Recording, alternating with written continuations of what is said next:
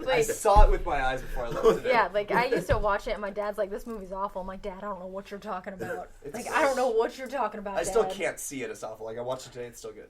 Oh, Like, directors or just like...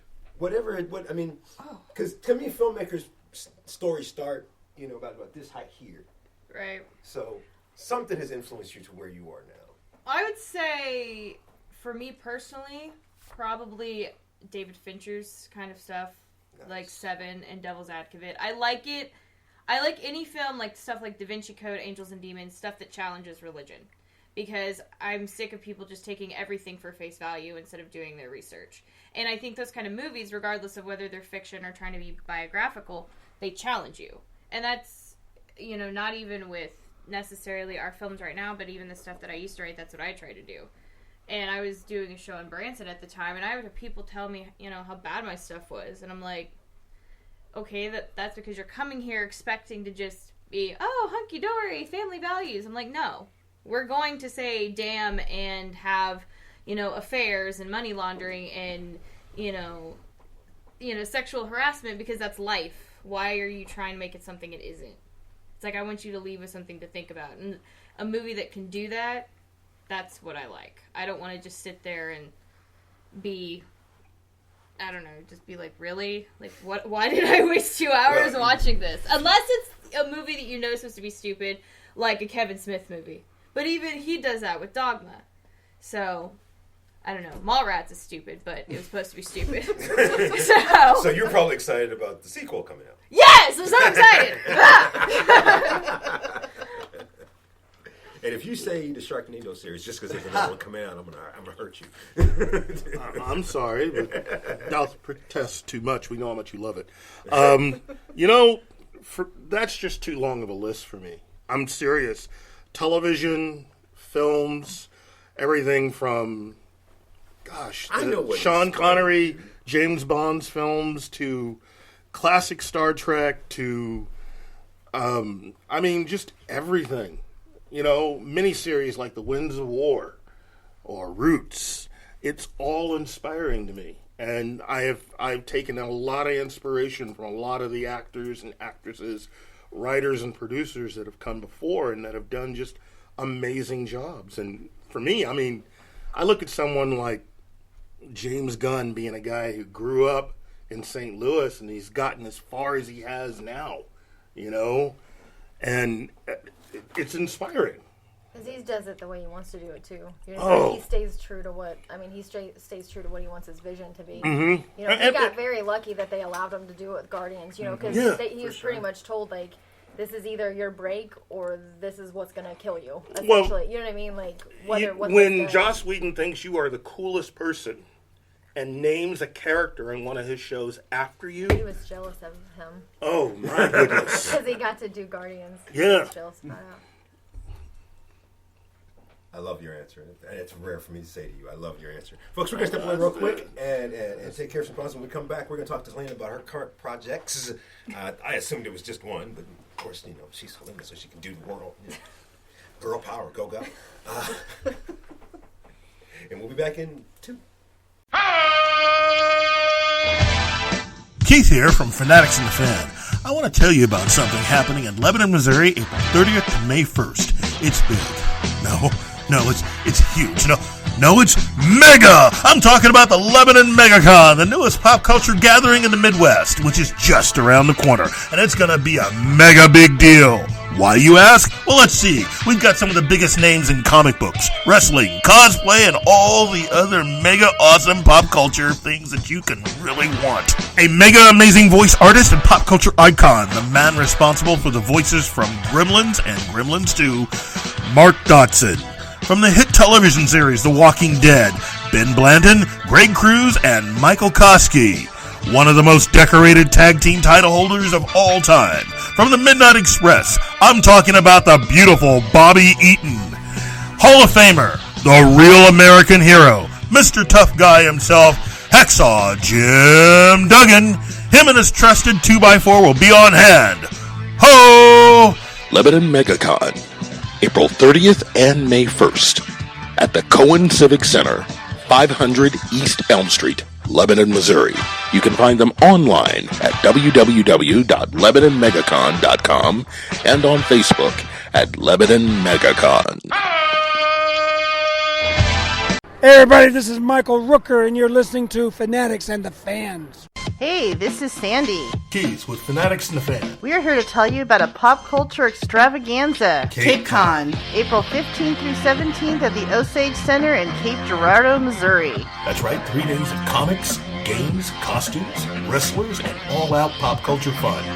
It will have great guests such as Rick Burton, 3-time Eisner Award winner from DC Comics for Batman and Superman. Award-winning playwright and author Brian Morris. The St. Louis R2-D2 builders will be on hand with their own R2-D2. And WWE Hall of Famer, wrestling icon, and St. Louis native cowboy Bob Orton. 3-time World Heavyweight Champion, WWE Hall of Famer, hardcore legend Terry Funk. So come check us out April 15th through the 17th at the Osage Center in Cape Girardeau, Missouri. Or find them online at capecon.com. That's right, folks. Be sure and check out Fanatics and the Fan at Cape Con, 11 o'clock on that weekend, on Sunday, if I'm not mistaken. We're doing a live broadcast. It's the weekend of April 15th through the 17th. Y'all are going to be near my hometown. Well, then you ought to be on the show. It depends on my work schedule. Tell them don't they know how important you are? No, they don't. Oh. I don't think many people have your same.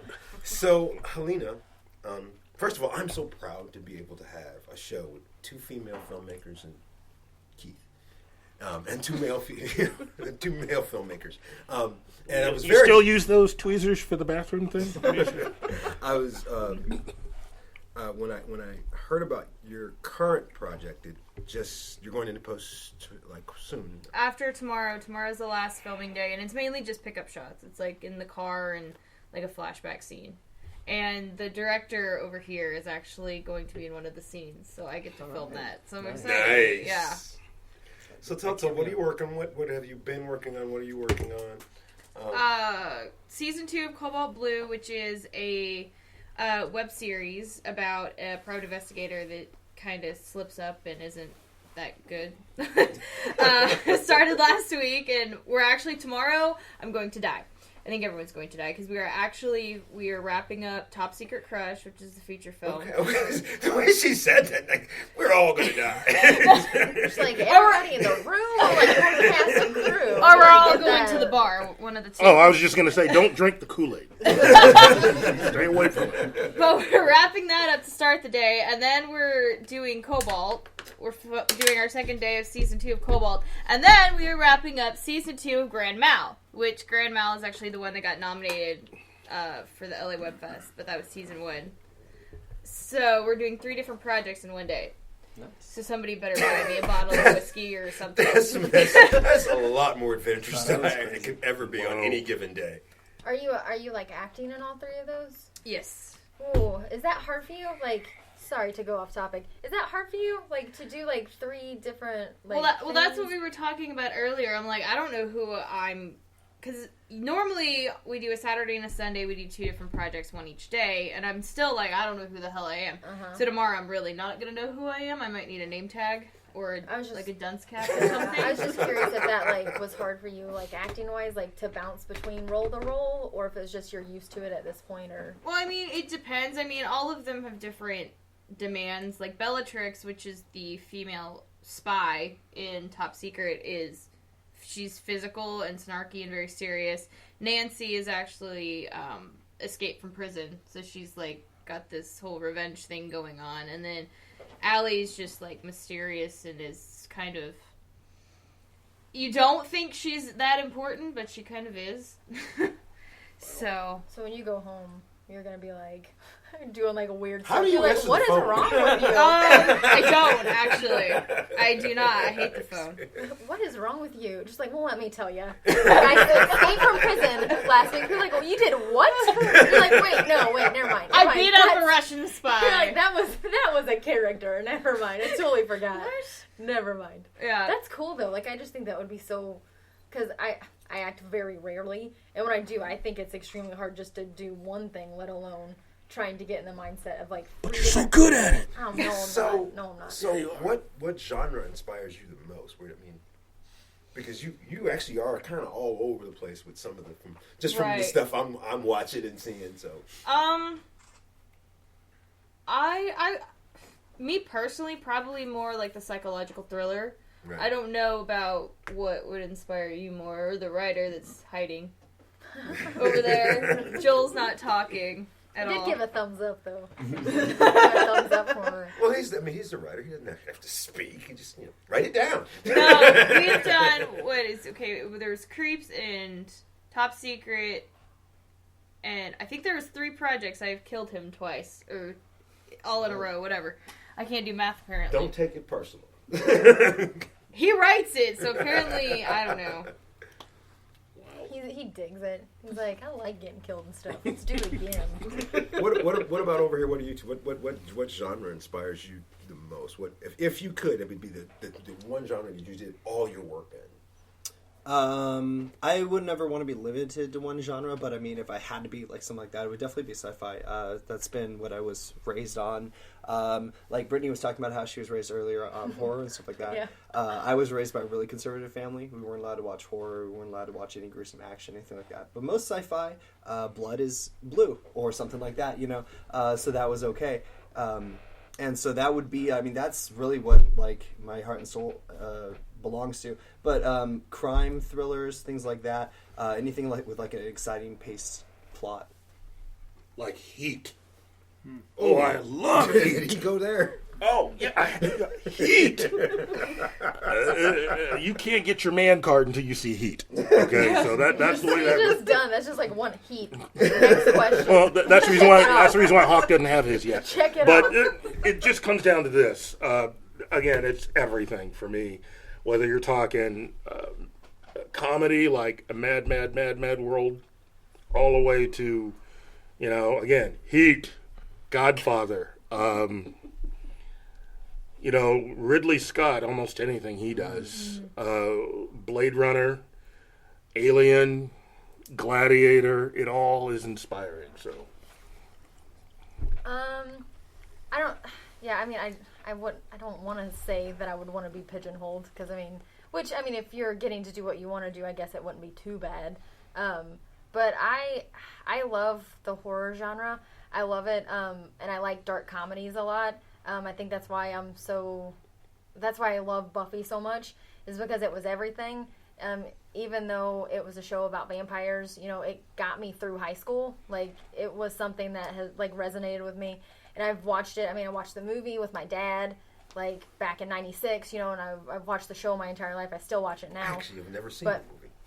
What? I watched the entire show. What? Never seen the movie. Josh sold it to get money so he could do what he wanted. But anyways, he took the show and he did what he wanted to do with the show, the things that they took out of the movie. But I still love the movie. It still means something to me.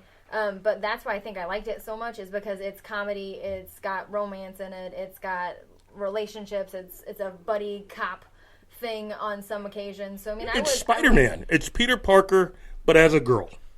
That's what I think of Buffy, and it's very well told. Yeah, I think it's still to date. Like, even if you watch it today, like, even the references are still, like, they're still valid. Like, they're like, he was making references to things that are still made, like references that are still made today about pop culture and stuff like that. I think it's a timeless show. And Keith brings up a great topic, and you guys all are going to kill me for this because this is literally off the top of my head. What movie, already made, would you have just loved to be the person in charge of, to direct, act, whatever? That is hard. My problem is I love things a lot, and I'm very passionate about what I love, and I love a lot of stuff.